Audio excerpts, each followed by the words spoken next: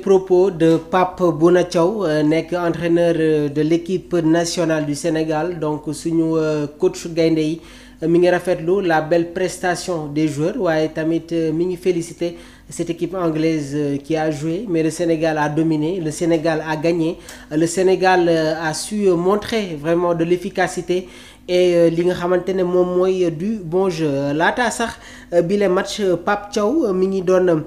affiché li nga xamante ne moom mooy ay ambition déjà Sénégal dañu waroon prolonger série d'invincibilité bi nga xamante ne am nañ ko donc on est resté sur 21 matchs sans défaite même en tenant compte du revers au tir au but contre la Côte d'Ivoire à la Coupe d'Afrique 2023 considéré comme un match nul statistiquement affronter l'Angleterre avec confiance et viser la victoire loolu moo nekkoon kàddu yi nga xamante ne moom la Pape Thiaw yëkkati woon avant cette rencontre li mu wax nag il avait été très clair Pape Bouna Thiaw on veut garder notre série d'invincibilité et pourquoi pas battre l'Angleterre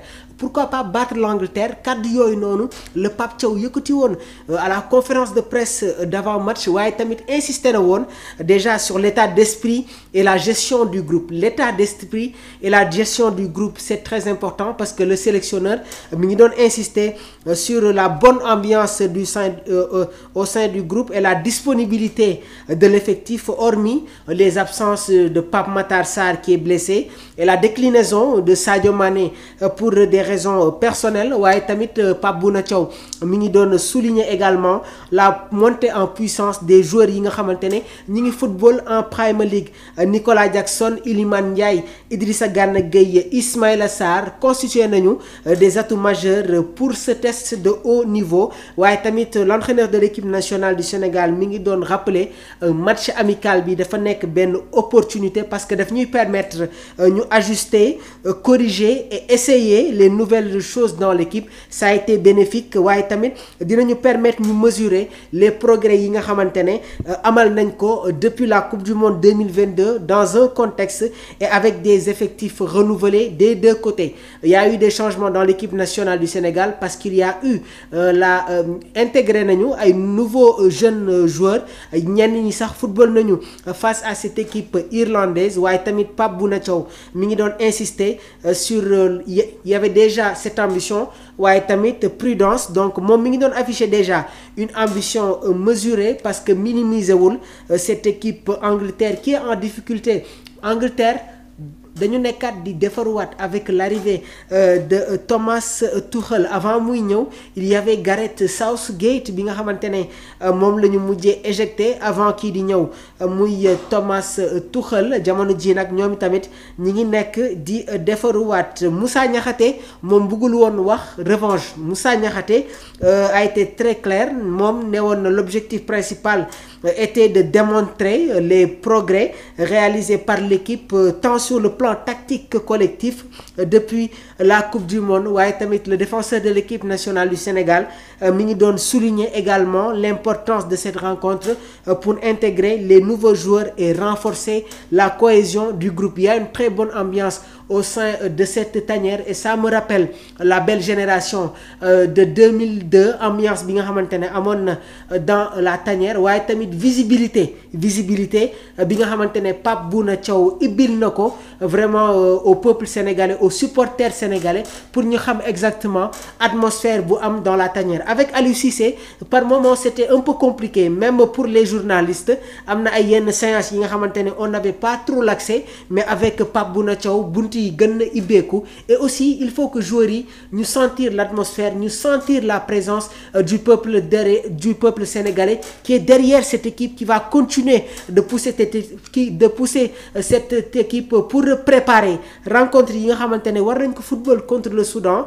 ici avant ñuy dem fële nga xamante ne moom mooy RDC Congo si seen match yi nga xamante ne football nañ ko récemment ñoom ñoo gagné équipe bi di Mali ak Madagascar donc ñoom tamit ñi ngi dans la continuité mais on est le Sénégal on ne sous-estime aucune équipe on va être dans la continuité on va montrer à la face du monde que nous sommes les lions de la Teranga day commencer nag ak du très bon jeu waaye tamit équipe bi montrer caractère man bi Angleterre mené 1-0 dafa mel ni comme si j'étais en train de regarder le match Sénégal-Brésil. C'était le Brésil qui avait marqué le premier but de la rencontre. Ouais, avec une détermination et du caractère, l'équipe nationale du Sénégal a su rebondir, proposer du bon jeu et être très réaliste. Aujourd'hui, on a été très réaliste et loolu moom moo ñu permettre ñu gagner bi les rencontres. Match bi nga xamante ne footballoon nañ ko contre Angleterre sur cette Coupe du Monde 2022 li ma doon wax mooy si le Sénégal joue 15 minutes sans pour autant sans ñu bañ a jël but, on peut faire quelque chose. Sénégal joué nañu 20 minutes jëluñu but et il y a eu un fait de jeu. Il y a eu un fait de jeu. Boulaye Dia bal boobu su ko dugaloon match bi day jël beneen tournure.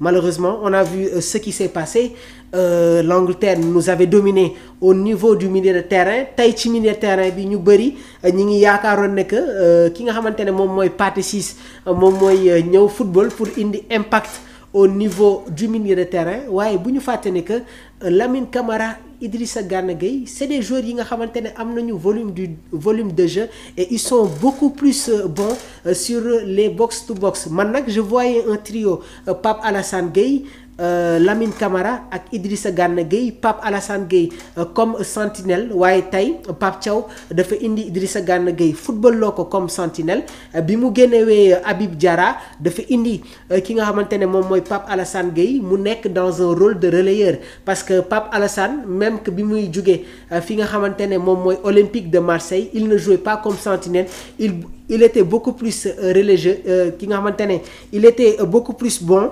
comme relayeur parce qu'il a la capacité de projection. Et même cette année-ci au sein du Villarreal jouetul comme sentinelle, moom mooy football comme relayeur aux côtés de Dani Parejo ak Komé Sana nekk tamit milieu de terrain au sein de cette équipe du Villarreal. Donc sànq nii rek jox naa leen les notes des joueurs de l'équipe nationale du Sénégal. Edouard Mendy se retrouve avec une note de 7,3. Krépin Diatta avec son carton jaune se retrouve avec une note de 7. Kalidou Koulibaly 8,2. Moussa Niakhaté 7,3. El Hadj Malick Diouf 7,3. Je suis pas d'accord avec la note de El Hadj Malick Diouf qui a été exceptionnelle. Au niveau du milieu de terrain, Idrissa Gana Gueye 7,5. Lamine Camara se retrouve avec une note de 8 et Habib Diarra se retrouve avec une note de 9,4. Sur le trio d'attaque, Iliman Ndiaye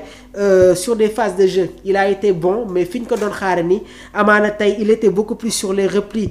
défensifs, doon soutenir Krépin Diatta. Il se retrouve avec une note de 7,5. Nicolas Jackson se retrouve avec une note de 7,7. Ismaïla Sarr se retrouve avec une note de 8,2. Donc concernant les changements, Pape Bouna Thiaw ñetti changement lu opéré ci bile match. Boulaye Dia qui fait son rentrée à la 82e minute de jeu à la place de Nicolas Jackson. Pape Alassane Gueye qui fait son entrée à la 70e minute de jeu moom moo remplacé ki nga xamante ne moom mooy Habib Diarra. Beaucoup ne comprenaient pas